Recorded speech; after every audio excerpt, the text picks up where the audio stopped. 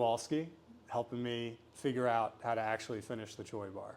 So, Allie, one of the things I struggle with that I want you to talk about in detail is I have trouble setting up the grip and securing the grip. Can you talk a little bit about how you like to set up the Choi bar? So the first thing that I like to do whenever I'm trying to hit a Choi bar is to make sure I get the person's hands either on the mat or coming towards my shoulder. So if Connor's going to start trying to pass me, this is a great opening for my entry. Another option is, like, if I did something just like I was basically like push him like this, I can start getting his hand on the mat. I can start fishing for the underhook. So you're asking about different types of grips. I've seen people hit the Choi bar with like a Kimura grip. They do like the underhook, like I like to do. I've seen them do something of like a round jag where they're like here, but it's from the bottom. My preference is just shooting the underhook whenever I see my opponent starting to reach. So as soon as I see them start to reach, I'm going to dive with an underhook.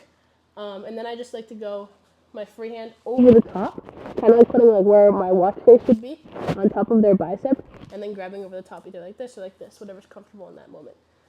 In order to stay connected, once I get this grip, I'm thinking about bringing their tricep to my chest. So go here, and I'm using my shoulder and my elbow to flare, bringing their elbow up towards the ceiling, and now trying to connect their tricep towards my like chest and neck area.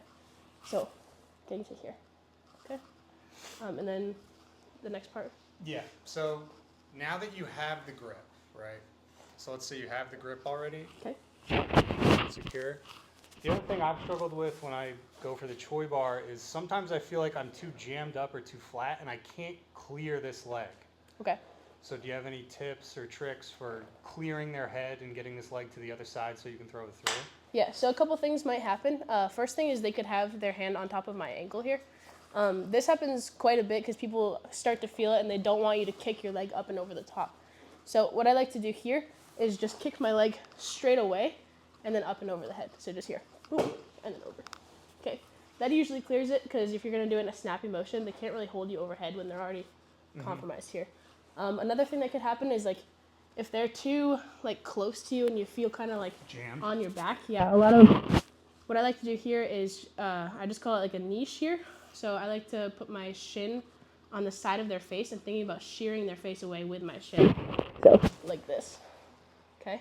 So I'm literally using my shin to extend their face away from me, and then I'm using the inside of my knee to put it over the top of their shoulder, really clamp down, and then I pummel my leg up and over like so.